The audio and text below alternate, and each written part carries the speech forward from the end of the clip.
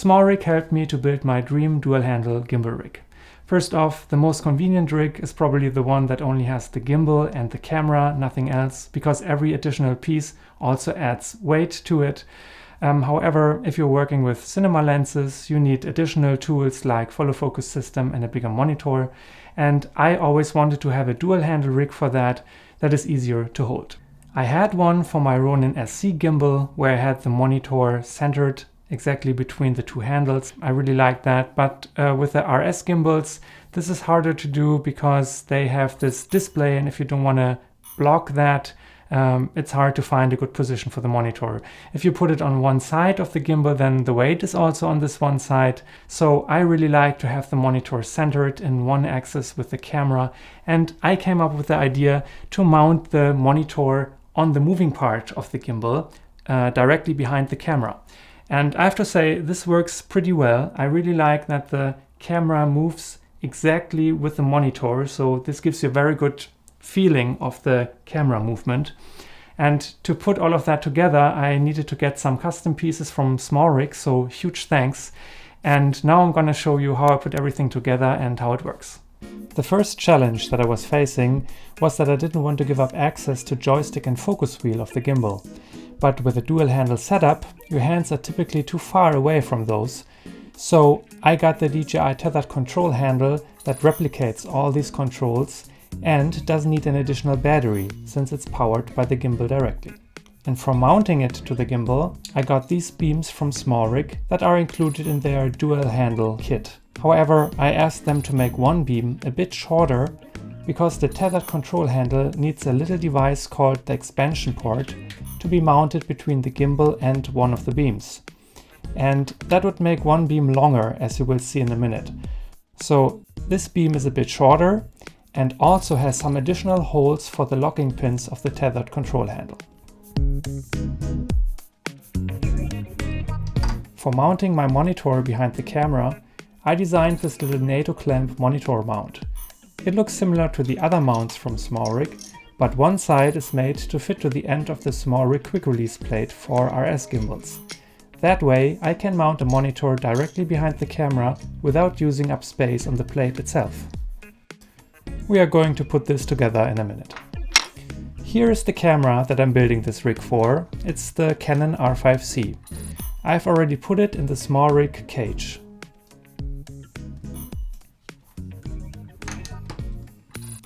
Okay, let's start with the gimbal. This is the DJI RS2. I've already mounted the expansion port, that little piece that belongs to the tethered control handle and communicates with the gimbal. And since I'm not going to use the original battery that normally also acts as a single handle for the gimbal, I'll put in the Tilta power supply base plate. By now SmallRig has a similar piece available that I've not tested, but I'm sure that would also work. Then I'll screw in the original tripod of the gimbal, and then we can set this down. Now I'll mount the beams for the dual handle. Here you can see that the tethered control handle has this 1/4" screw at the bottom and two locking pins, which is why my custom beam needs to have these additional holes that I mentioned before. The short beam goes onto the expansion port, and the long original one goes onto the other side. And then you can see that both beams effectively have the same length, which is really nice. Now we can screw in the tethered control handle. It's hard to get this tight with just the fingers, but you can insert a hex key or a little screwdriver, and then it's a bit easier. For the other side, I'm using the SmallRig adjustable handle for RS2 and RS3. It looks and feels pretty similar to the control handle, so I think those two are a pretty good combination. Okay, now let's look at the base plate again. It has the screw hole at one end, and we are going to use that to connect the custom monitor mount. Those NATO clamps normally have a wing nut, but you can see that I've replaced that with a regular screw. The reason is that I first planned to use this for a monitor with a cage that has a NATO rail on its back, But now I'm using this just as a cold shoe, as you will see in a minute. So I don't need a wing nut here anymore. We can adjust the angle like with other monitor mounts. Now I want to screw in this mini V-mount to the bottom of the plate, because the battery will sit under the camera. Using this piece for that was the only option when I built this rig for the first time. By now SmallRig has released this little power supply mount plate that would allow you to slide in the battery where the Raven eye normally sits, and that might be a bit more comfortable to put on and off, but this here works as well. Now on the top side I'm gonna mount the SmallRig quick release clamp that will hold the camera.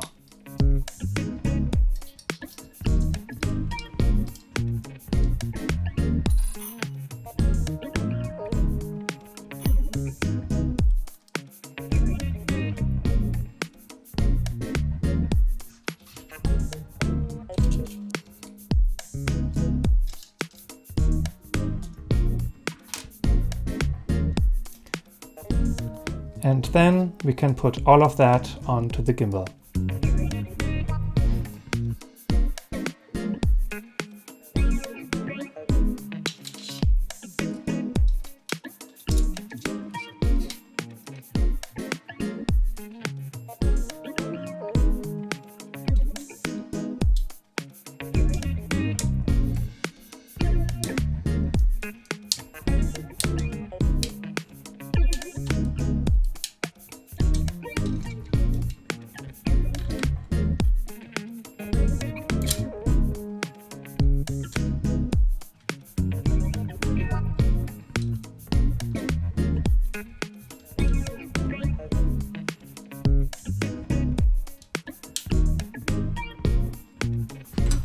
For the focus motor, I found plastic rods in the hardware store with 13mm diameter that fit perfectly and work just as good as the original ones from DJI.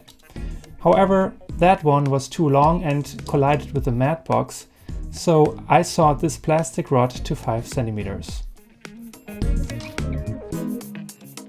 And now I can mount the DJI focus motor like this.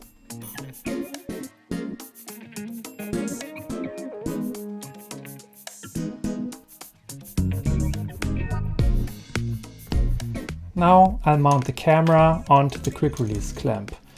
You can see that I don't have a lens support in the front yet, which sometimes can introduce jitter in the footage when pulling focus.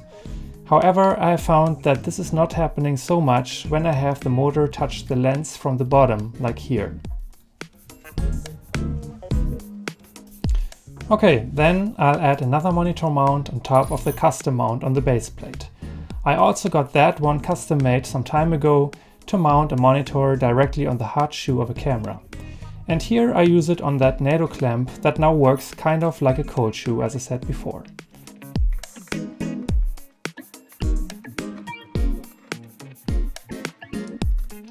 And those two mounts are now a bit like a magic arm. Now let's put in the monitor. I always have a NATO rail attached, which makes it very easy to take it on and off, and here I'm gonna mount it behind the camera now.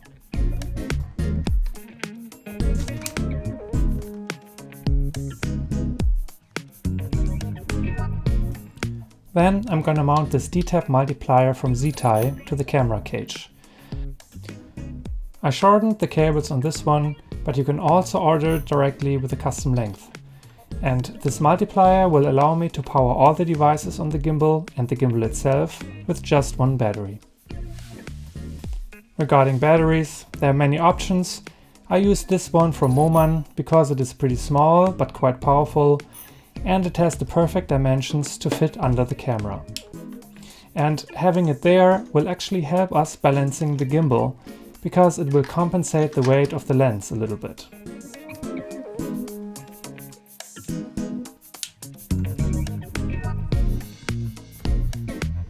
Okay, then we need a couple of cables.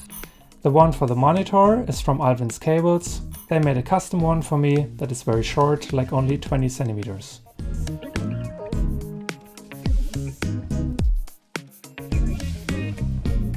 And the HDMI cable is from SmallRig, around 35 centimeters long and very flexible.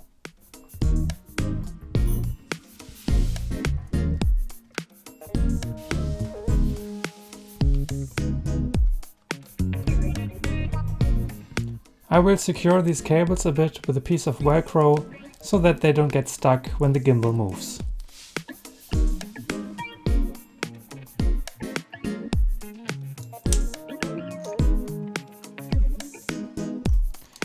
This is the cable from the camera's dummy battery, which needs to go into the multiplier.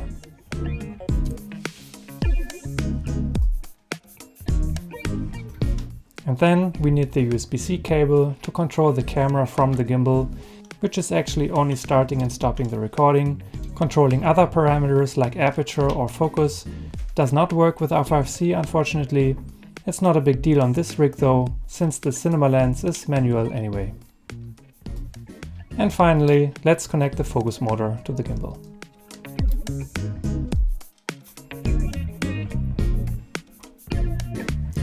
And no real cinema rig without a mat box, of course. I'm using the SmallRig mini mat box here. And in case you're wondering, yes, this will all balance, as you will see soon.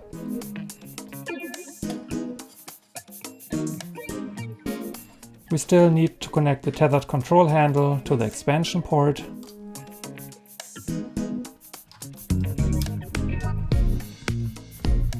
And the gimbal needs power as well. I also got this special cable from Alvin's Cables. There is one included in the Tilta power supply mount plate, but that one is not angled.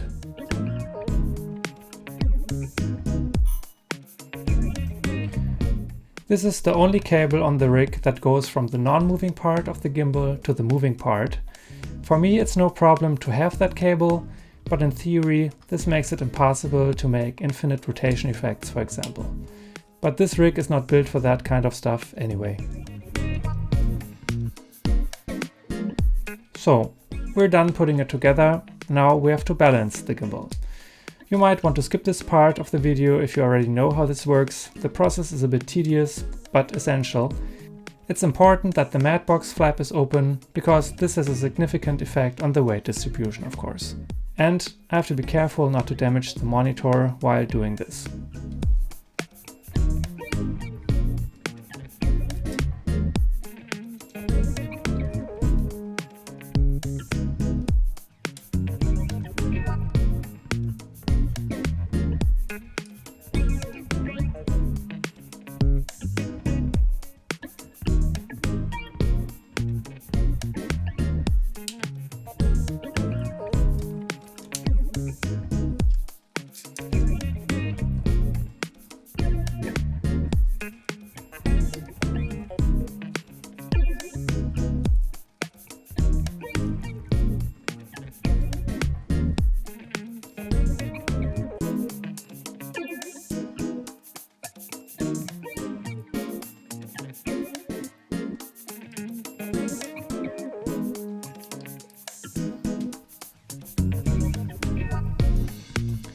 Okay, this looks good. Then let's power everything on. Also the control handle.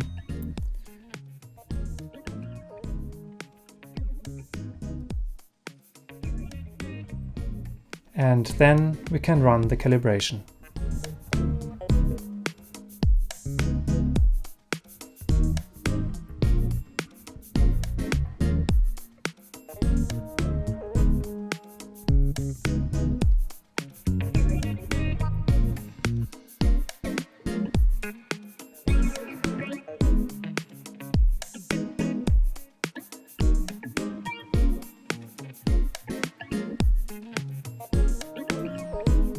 Yeah, you can see that it works pretty well, and the Ronin can perfectly balance everything.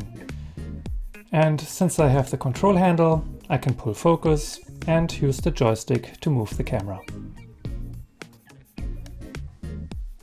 The only thing that I don't like about this has to do with the tethered control handle. For some reason, the gimbal lock and the sport mode have a delay. So to show you this, I'm going to move the camera up and down, and then I will press the gimbal lock button. Down, up, press. So it took about 1 second to be activated. I'll do it again. Up, and lock. There's a delay. I don't know why. The other buttons work immediately. The gimbal lock also works immediately when I activate it on the gimbal directly. I asked DJI, I even sent in my handle, but they sent it back and said this works as intended. I don't know if it's different with the RS3. To be honest, I can't believe that this is an issue. I think this should work immediately. But besides that, I think this is a great setup. Obviously, this is nothing that I can carry for hours. I wouldn't make fancy gimbal moves with it, like running around or orbit rotation, stuff like that. This is for cinema lenses and manual focusing, stuff like that. Let me know in the comments what you think, and I hope I will see you in the next video.